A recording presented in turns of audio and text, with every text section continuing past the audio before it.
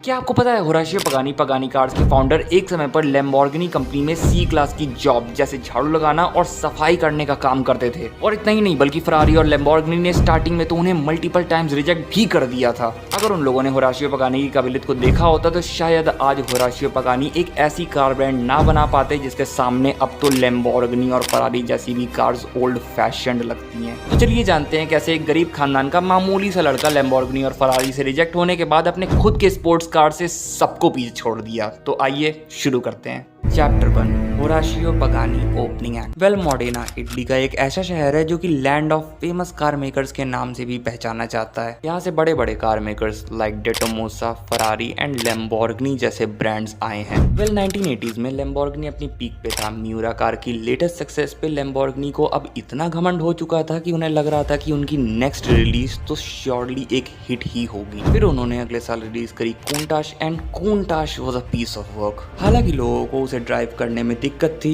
और according to critics ये car uncomfortable at its best थी, बट रिगार्डलेस ऑफ दिस कूंटाश एक पीस ऑफ आर्ट थी, ये कोई मना नहीं कर सकता। बट ये ज्यादा दिन टिकने नहीं वाली थी क्योंकि लैम्बोर्गिनी 80s के एंड तक बैंकरप्सी की तरफ चली गई। डेटोमासो टोटली फेल हो गई एंड फिएट ने जैसे तैसे मासेराती एंड फरारी को बचाए रखा। बट दोस्तों कहते हैं ना, जब घड़ी सबसे मुश्किल होती है तभी एक सेवियर की एंट्री होती है। वेल यहाँ पर भी ऐसा ही कुछ हुआ, बट हमारा सेवियर कोई राजा नहीं बल्कि लैम्बोर्गिनी की शॉप पे एक स्वीपर था। होराशियो पगानी का जन्म अर्जेंटीना में हुआ था एंड लोग अर्जेंटीना को सिर्फ दो वजह से जानते हैं, एक तो ball point pen cartoon and also chimichurri. जिन्हें नहीं पता उन्हें बता दूं, ये एक अर्जेंटीनियन स्नैक है जो कि काफी कलरफुल और टेस्टी होता है। बचपन से होराशियो को कार्स के बारे में जानना और सीखना अच्छा लगता था। Throughout his teenage years Horacio अपने रूम में कार मैगजीन्स कलेक्ट और उन्हें रीड करते थे। पगानी अलग अलग गाड़ियों के शोरूम्स में जाके पूरे दिन इन गाड़ियों के मेकिंग के प्रोसेस को देखते और सीखते थे। उन्हें मानो कि इन सुपर कार्स से एक ऑब्सेशन टाइप का हो गया था। ईयर 1973 में होराशियो ने इंजीनियरिंग और आर्ट दोनों की डिग्री लेते हुए कॉलेज ज्वाइन किया और कई सालों बाद जब 1970s एंड हो रहा था तब होराशियो को अपना बिग ब्रेक मिला, जहाँ पे उन्होंने खुद की डिजाइन फॉर्मूला 2 रेसिंग कार का एरोडायनेमिक मॉडल बनाया। लेकिन अब दिक्कत ये आ गई थी कि उनके पास इतनी इंजीनियरिंग नॉलेज नहीं थी कि वो इसके लिए एक इंजन बना सके, तो इसलिए उन्होंने रीच आउट किया रेनॉल्ट को। वो अपने डिजाइन को लेकर वहां गए, उन्हें दिखाया और बदले में एक इंजन की मांग की और फॉर्चुनेटली रेनॉल्ट वाले मान भी गए। हालांकि ये कार कोई ब्लॉकबस्टर वगैरह नहीं थी, मगर एक कॉलेज स्टूडेंट के लेवल से काफी ब्रिलियंट मानी जा सकती थी। वेल कॉलेज खत्म होने के बाद रेनॉल्ट ने होराशियो का पैशन देखकर उन्हें अपनी टीम में ज्वाइन कराया एंड ऑल्सो उन्हें आसानी हो इसीलिए वो अर्जेंटीना के टॉप फार्मूला 1 रेसर जुआन फ्रांजियो को भी ले आए। वेल फ्रांजियो एंड होराशियो की दोस्ती काफी अच्छी रही एंड दोनों ने काफी ग्रोथ देखा एंड फाइनली 1983 में होराशियो निकल गए अपने बैग्स पैक करके एक जॉब की तलाश में। उनके पास 5 लेटर्स ऑफ रिकमेंडेशन थे फ्रॉम द टॉप रेसर फ्रांजियो, जो कि उनकी एबिलिटीज को एक क्रेडिट देता है। बट सरप्राइजिंगली उन्हें देखने के बाद भी डेटोमासो, फिएट, फरारी और मासेराती ने हमारे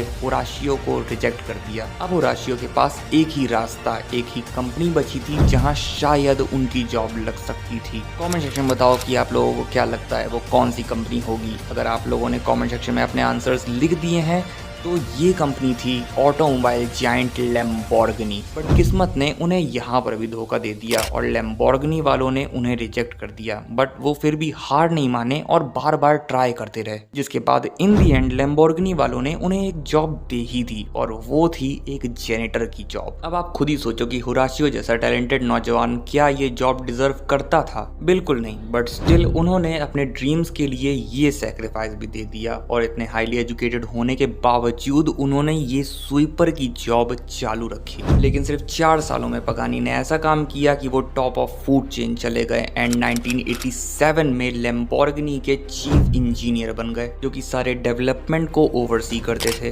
वेल उनका ड्रीम था कूंटाश पे काम करना, पर इस पे काम करते दौरान उन्होंने कूंटाश को एक लेवल एक्स्ट्रा देके कूंटाश इवोल्यूशन बनाई, जो कि फरारी 959 से स्पीड के मामले में बस थोड़ी सी ही पीछे थी। वेल ये एग्जैक्टली कोई ड्रीम कार तो नहीं थी, बट रेदर इसका मतलब ये दिखाना था कि पगानी के दिमाग की ब्रिलियंस अभी भी रुकी नहीं थी। इसी दौरान होराशियो ने व्हाइल वर्किंग विद लैम्बोर्गिनी अपना एक स्पेशल सेकंड प्रोजेक्ट शुरू किया जो कि था C8। अब ये C8 क्या है ये तो आप सबको आगे वीडियो में पता चल जाएगा, बट ये C8 बनाने के लिए उन्हें पहले चाहिए थे फॉर्मूला 1 वाले फास्ट V12 इंजन्स, जिन्हें पाने के लिए ही reunited with two of his earlier allies Fangio and बाल्बोनी।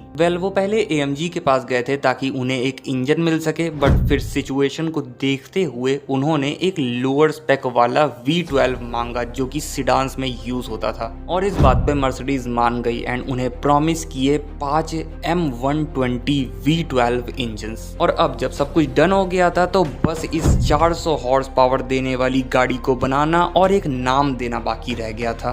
होराशियो की इस पूरे प्रोसेस में सबसे ज्यादा हेल्प फांजियो ने ही की थी, इसीलिए ये गाड़ी खास करके उन्हीं के लिए बनाई जा रही थी। तो इसका प्रोटो नेम फांजियो F1 सोचा गया, बट इस ब्यूटीफुल कार के बनने के कुछ आखिरी स्टेजेस में unfortunately Juan Fangio passed away due to health complications, और इस ट्रेजेडी ने होराशियो को अंदर से तोड़ दिया क्योंकि उनका एक ग्रेट फ्रेंड चला जा चुका था। फिर एक इंटेंस डिप्रेशन से निकलने के बाद होराशियो वापस अपने ऑफिस आए और इस गाड़ी को बिना नाम के 6 साल तक प्रोडक्शन में रख दिया अंटिल 1998 जब फाइनली ये कार पब्लिक को एज प्रोटो नेम C8 दिखाई गई।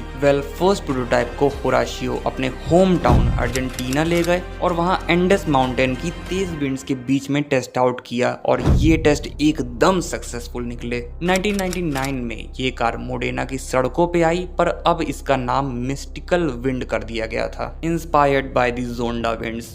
उस जमाने में मैक्लेरन की F1 कार्स के बार्स को मैच कर पाना आसान काम नहीं था, मगर फिर भी मिस्टिकल विंड ने ऐसा कर दिखाया था, और फिर बाद में इसका नाम जोंडा कर दिया गया। अगर गाड़ी के डिस्क्रिप्शन की बात करूं तो क्रिटिक्स इसे लैम्बोर्गिनी की डियाब्लो से भी बेटर मानते थे, क्योंकि इसका इंटीरियर इतना ज्यादा कंफर्टेबल था कि ऐसा लगता था कि मानो अरमानी का सूट पहन रखा हो। उसका स्टाइलिश मर्सिडीज V12 लुक पहले ही उसे top notch space age material look दे रहा था। और एक और चीज जो कि इसमें बेटर थी कंपेयर टू अदर कार्स, वो थी इसकी कंफर्टेबल सीटिंग। मैक्लेरन और डियाब्लो जैसी कार्स काफी अनकंफर्टेबल थी एंड सिर्फ रेसेस में यूज की जा सकती थी, मगर अपनी पगानी जोंडा को कंफर्ट और स्पीड दोनों में कोई कंपटीशन नहीं दे सकता था। ऑब्वियसली हर चीज की तरह ये कार भी परफेक्ट नहीं थी। कार्बन फाइबर का होने की वजह से इसकी चैसी में स्टिफनेस का बहुत इशू था, मगर ये फिर बाद में जाके सही कर दिया गया था। फाइनली ईयर 2005 में फेंजियो का नाम इसकी क्रिएशन में जोड़कर पगानी ने उनको हमेशा के लिए एक आइकन बना दिया।